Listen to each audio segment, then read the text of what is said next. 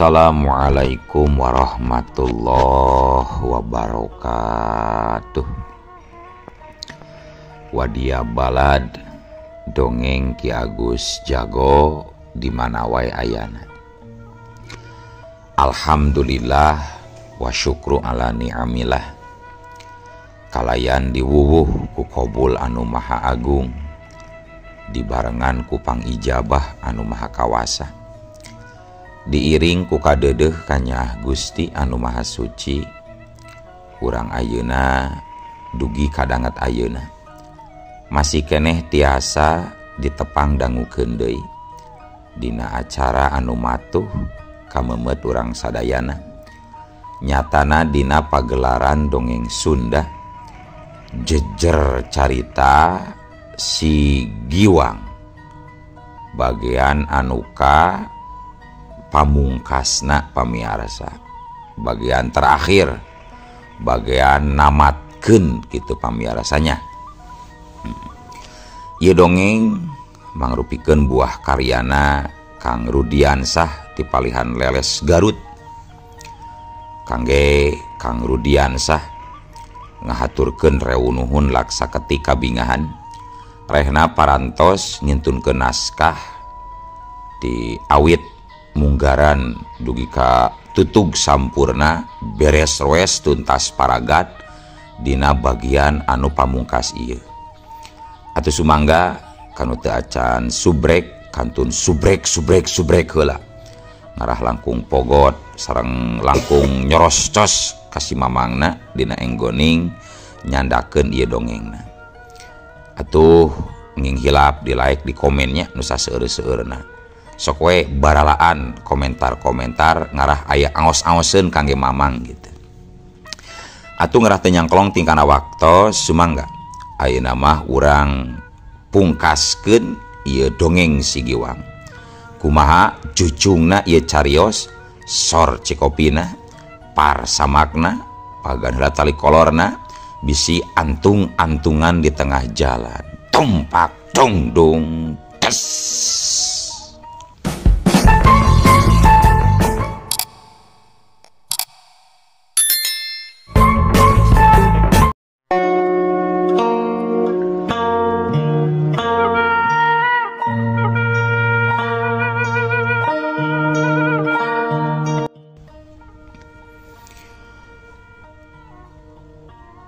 Cag urang tinggalkeun si Giwang anu kiwari balik ninggalkeun alam siluman.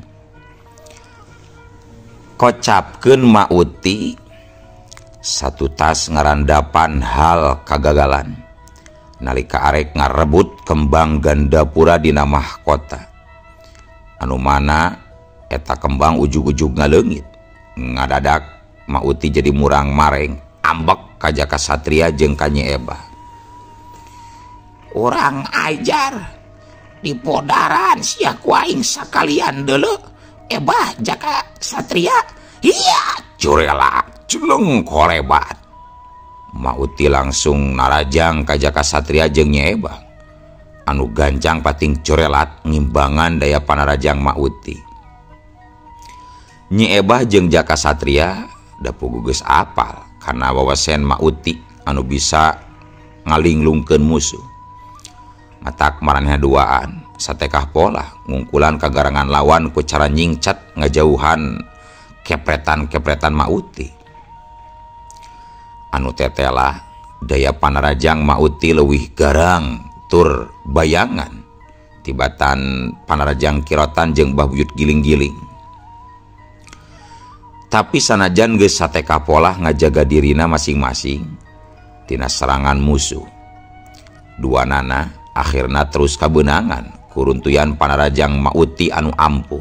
Hiu curelat celeng jemrot des aduh jengkang koleang kedebut. Sabaraha kali Nyi Ebah jeung Jaka Satria kabeunangan jeung rubuh ku Ma Uti nepi ka baleboran ku getih. Ma Uti atuh puguh we beuki bayangan tindakanana teh, malah langsung boga karep arek ngabinasakeun Jaka Satria jeung Nyi Ebah. Sabab panyangkana kembang gandapura dina mahkota teh geus dicabut ku Nyi Ebah Katut Jakasatria. Mana sia kembang gandapura dina mahkota? Grabikeun kaingkeun sia jurig. Sia mun teu masrahkeun bae eta kembang, ku aing dipodaran sia jurig. Cek Mauti ngancam. Kuring duaan terumasa geus metik eta kembang Mauti. Anjeun salah sangka kuring oge kalengitan eta kembang. Ah, setan sia. Tong ngabohong maneh. Dipodaran sia ku aing mah duanana. Mun teu daek ngaku eta kembang geus dirabut ku maneh duaan sia. Mauti langsung ngahimpun kakuatan sapinuhna kana sapasang leungeunna. Laju arek dikempurkeun kana badan Nyi Ebah Katut Jakasatria anu masih keneh pating kaloler dina luhur lemah anu can bisa buru-buru hudang deui. Bari rumahu dina jero hatena masing-masing. Sabab si Giwang tetela taya bae embol-embol mulang ti alam siluman. Sok inggih si Giwang teu bisa deui mulang ka alam manusia. Malah Mauti nepikeun kang jengkang ka tukang hampir-hampiran rubuh maring lemah.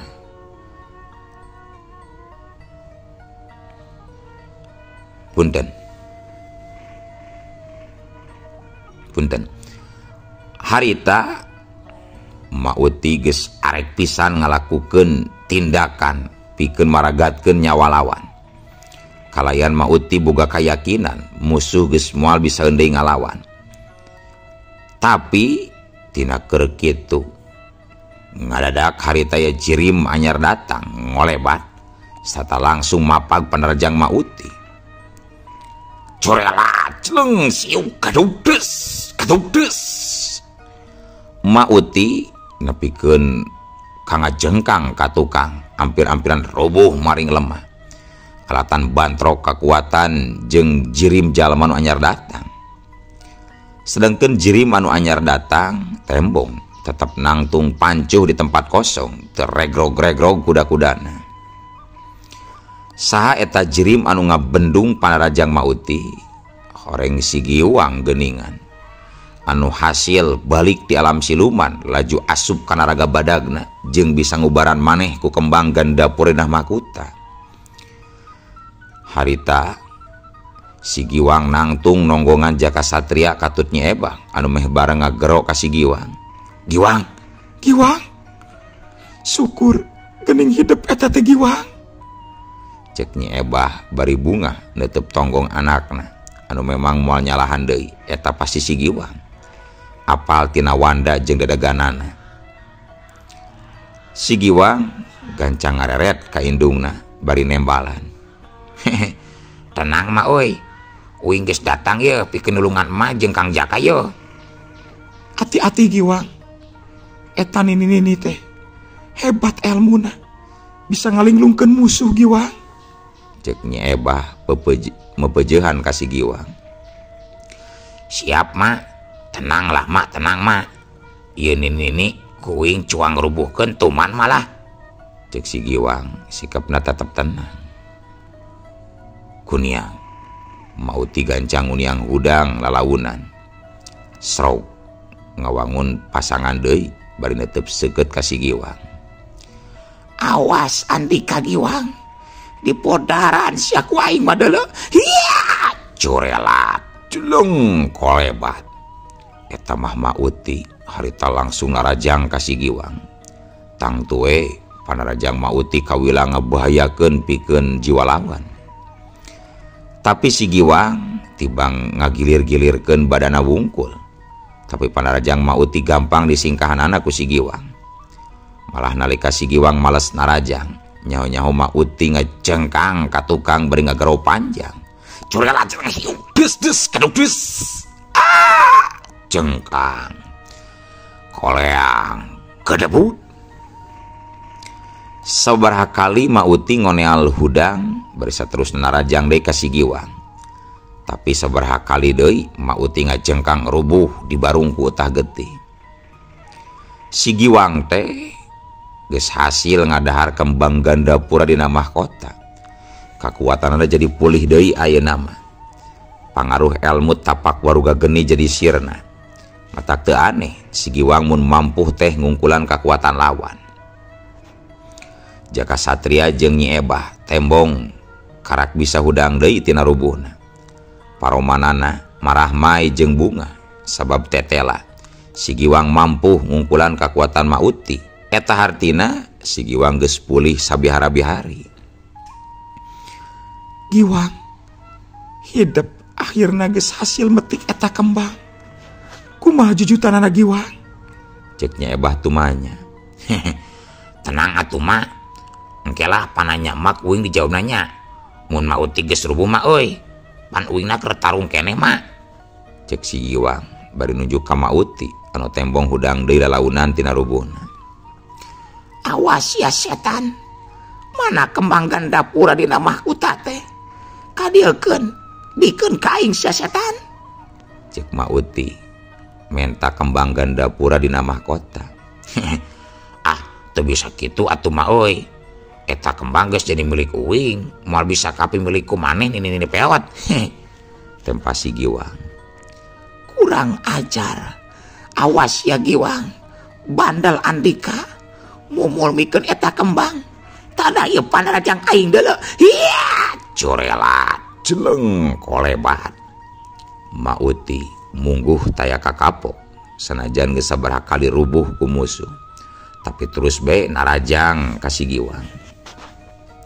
Ngan jika tadi dibae si Giwang anu memang geus pulih deui kakuatanana sarta jadi nikel lipet tanaga lapisanana. Harita tetap mampu nyingkahan panarajang Mauti sekaligus malas narajang. Gerakan si Giwang bener-bener cepat teu beda ti kilat. Susah pikeun diimbanganana. Mauti awakna tembong ngacengkang ka tukang pikeun nu kasakitu kalina.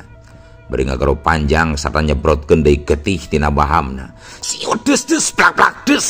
Ah! Hiat, corelat, jeleng kolebat, seukiuk, jeleng plos, corelat, kolebat, cebrot, jelebet, des. Ah! Cengkang, koleang, kedebu. Tapi Mauti jigana bae terus nekat. Satu tas rubuh pikeun anu kasakitu kalina teh langsung ngorejat deui hudang bari ngawatek acian pamungkasna. Gesan meakeun rasa kapanasarana nangtukeun sikap saha di antarana anu leuwih unggul tina lumangsungna eta tarung. Si Giwang taya deui pilihan iwal ti kudu ngawatek ajian banyu panglumpuh gesan ngimbangan kakuatan puncakna lawan sarta mangsa bantrokna kakuatan puncakna geus teu bisa dipondah deui terus lumangsung di eta patempatan. Hiat, corelat, jeleng kolebat, seukiuk, plak des. Ah, cengkang, koleang, kedebu, kosot, kerjet, kulahe. Balukar tina bantrokna dua kakuatan puncakna. Mauti ngecengkang ka tukang bari langsung kokosodan. Teu bisa ditawar deui Mauti kudu panggih jeung pati.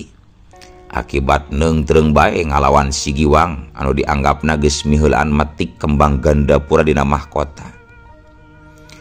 Nampa Mauti anu geus ngababatang jadi bugang. Si Giwang rumenghap narik napas panjang bari muji syukur kanu agung sabab dirina aya di pihak anu unggul. Atuh Nyi Ebah nalika si Giwang hasil ngabinasakeun lawan langsung lumpat dereg-deg gobrug ngarangkul si Giwang. Dina mangsa ngumbar rasa kagumbiraanana sabab si Giwang tetelah hasil metik kembang ganda pura dina mahkota kalayan lancar bari bisa ngabinasakeun lawan. Akang milu bagja Giwang. Akhirna ai Giwang bisa metik kembang ganda pura dina mahkota. Tur kekuatan Giwang bisa jadi pulih deui. Bagja Giwang. Cek Jaka Satria milu nembrakeun ka reueus. Lain bae Nyi Ebah indungna nu reueus teh, tapi Jaka Satria oge ngilu bagja jeung bunga. Alhamdulillah Kang uing menang kelancaran jeung kabungahan. Awak uing akhirnya bisa pulih deui bisa ngagunakeun di kekuatan berkat maunat eta kembang Kang Walon si Giwang bari seuri. Kumaha eta teh caritana Giwang? Hidup bisa metik eta kembang. Pan hidup mah keur di alam siluman apanan. Pikeun naklukeun Nyi Wisik. Cikan gera jawab, mah yang apal Giwang. Cek Nyi Ebah tetep penasaran. Hayang gera menang jawaban. Sebab si Giwang can ngajawab kumaha lakon si Giwang di alam siluman bisa hasil metik kembang Gandapura. Bener pisan pananya emak kuing memang can dijawab mah tapi tenang mak kuing ayeuna dijawab pananya emaknya. Kumaha lakonna uing nalika aya di alam siluman jeung teu pisan-pisan uing anu metik eta kembang mak. Jadi kieu ye jujutana teh mak Kang Jaka. Saterusna derok-dok we si Giwang ngaguar pangalamanana mangsa naklukeun Nyi Wisik. Kabeh dicaritakeun di tek-tek teh nu kaliwat. Jaka Satria jeung Nyi Ebah terus ngabandungan kana guaran caritaan si Giwang. Kalayan daria tur pinuh ku perhatian. Teu lila si Giwang terus mungkas guaran caritanana. Bari ditungtungan ku nyarita kieu. Tah jadi kitu mah caritana teh. Oge Kang Jaka. Jadi lain uing anu metik eta kembang sebenarnya mah. Tapi menang metik Nyi Wisik anu sadar sorangan masrahkeun eta kembang ka uing. Jeung ku alatan arek dipaling ku mauti kituna teh. Hayu ah mah, juang balik ayeuna mah. Arek naon lila-lila cicing di dia oge. Geus sore terewan Cipeuting teh mah. Urusan oge geus beres apaan air mama. Cek si Giwang langsung ngajakan balik. Kela Giwang, di dieu teh aya Mbah Buyut Keling Saketi, musuh utama hidup. Narik diantepen kitu bae moal ditindak Giwang. Mungguh di luar dugaan, Nyi Ebah ujug-ujug nyarita kitu. Nah ari emak, musuh mah geus teu walak aya kitu, teu kudu ditindak mah. Da geus teu walak aya tuh, kumaha sih mak? Si Giwang adon seuri ngadeng indungna ngomong kitu teh. Pan Mbah Buyut Keling Saketi teh anu geus ngebalukarkeun hidup mang tahun-tahun. Jadi jalma anu lemah, teu bisa ngagunakeun ilmu silat. Wajar lamun kudu ditindak teh Giwang. Cek Nyi Ebah nembrakeun unek-unek dina jero hatena. Ari jalmana geus ngalempreh kitu teu walak aya mama, teu pantes ditindak atuh mah. Si Giwang tetep teu satuju kana sikap indungna. Jaka Satria kadenge mairan ku caritaan. Mohon ceuk, teu sae atuh sikap urang. Sanaos ka musuh ari tos teu walak aya mah, nya kedah ditindak ceuk. Ngadenge si Giwang jeung Jaka Satria nyarita kitu. Nyi Ebah jadi ngahulang bangun anu terus mikir. Caritaan si Giwang jeung Jaka Satria memang teu salah, bener oge. Nya hayu atuh. Urang mulang we ayeuna mah Giwang, Jaka. Urusan jeung Mbah Buyut Keling Saketi anggap we geus beres. Akhirna mah Nyi Ebah sapuk pikeun balik teu kudu malire deui kana kaayaan Mbah Buyut Keling Saketi anu masih ngalempreh. Tiluanana harita terus ngamimitian leumpang mudun ninggalkeun puncrut Gunung Guntur. Pikeun mulang ka lembur matuh banjar karang pamidangan sewang-sewangan. Tapi sainditna anu tiluan kaayaan di puncak Gunung Guntur. Hawana berjadi geuman kawantuan Cipeuting geus mimiti sumanding. Katambah ngadadak aya sora sato-sato leuweung di sarada patembalan. Lir umpama mapag para dedemit anu ngulayaban peuting eta. Di awang-awang tembong aya haseup ipis turun ka handap. Terus ngulincer muruk-munan Damaraseta anu sarua masih ngalempreh tempes-empes. Plus haseup ipis teh terus mubus asup kana warugana Damaraseta. Ngaliwat kana munbunan anu langsung ngoreja tudang. harita Damaraseta geus nangtung bari dina kayaan sapasang panona anu bolotot buringas. Red Damaraseta ngareret aya bedog ngagoler gep dicokot. Laju lempang ngadeukeutan Mbah Buyut Keling Saketi. Mbah Buyut Keling Saketi anu karek bisa hudang lalaunan tina ngagolerna ngareret ka Damaraseta anu keur lempang muruka dirina bari ngagigiwing bedog. Di deukeutan ku Damaraseta Mbah Buyut Keling Saketi bangun anu geus surti. Yen Damaraseta kaayana keur kasandingan kari-kari bari mawa bedog geus pasti bakal ngarandapan kajadian teu dipiharep. Arek naon Andika Damaraseta, arek naon? Mbah Buyut Keling Saketi nanya pinuh kacuriga bari taki-taki leungeun katuhuna ngahimpun sesa-sesa kakuatan mesa pinuhna. Damaraseta teu nembalan ngadon deku gigireun Mbah Buyut Keling Saketi bari sakilat ngarojokeun bedog dina leungeunna kana beuheung Mbah Buyut Keling Saketi nepi ka tembus ka tukang. Siut gabres. Mbah Buyut Keling Saketi ngahaja teu nyingkahan tojosan bedog Damaraseta, tapi gancang ngabalas ku gempuran dampal leungeun katuhuna anu geus nyedem sesa-sesa kekuatan ditumbrageun kana dada kenca Damaraseta. Hiu kaduh. Antukna guru jeung murid teh terus silih alapati. Antukna duanana ajal binasa patumpang tindih di eta patempatan. Dituturkeun ku haseup ipis tea anu tadi asup kana embun-embunan Damaraseta kiwari bijil deui. Eta kajadian teh mangrupakeun panutup lambaran lalakon Sigiwang anu kiwari geus pulih deui kakuatanana satutas nyang hareupan ujian cobaan kahirupan anu kawilang berat. Cag urang teundeun di handeulem sieum, urang tunda di hanjuang siang pikeun nyokot ninggalkeun. Tur mudah-mudahan lalampahan Sigiwang sanes waktos tiasa kaguar deui dina jejer carios enggal, dina jejer carios Jakalungga. Jeung teu hilap nasibna Nyi Campaka nu palid dipalidkeun ku Nyi Wisik insyaallah baris kaguar. Ambu Sulasmi Ki Bongsang katut Pramuja, Nyi Romlah jeung Mas Joko katut Jakalungga anu baris jadi pangganti lalakon peran utama insyaallah sadayana baris kaguar deui. Oge anu langkung utami bedangna para panjajah anu takluk ka sekutu rahayat lemah cai baruntak tur ngayakeun perlawanan di unggal dayeuh mangsa lumangsungna nyoehkeun bendera beureum bodas katut warna biru dipiceun anu warna biruna. Mudah-mudahan tiasa kaguar.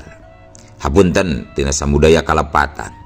Boh ti pengarangna Kang Rudiansah, boh ti juru dongengna Ki Agus Jago si ganteng kalem. Hapunten sakitu panginten jejer carios Sigiwang tutug sampurna. Mangga mamang saja amit mungkur amit mundur ti payuneun para wargi sadayana. Assalamualaikum warahmatullahi wabarakatuh.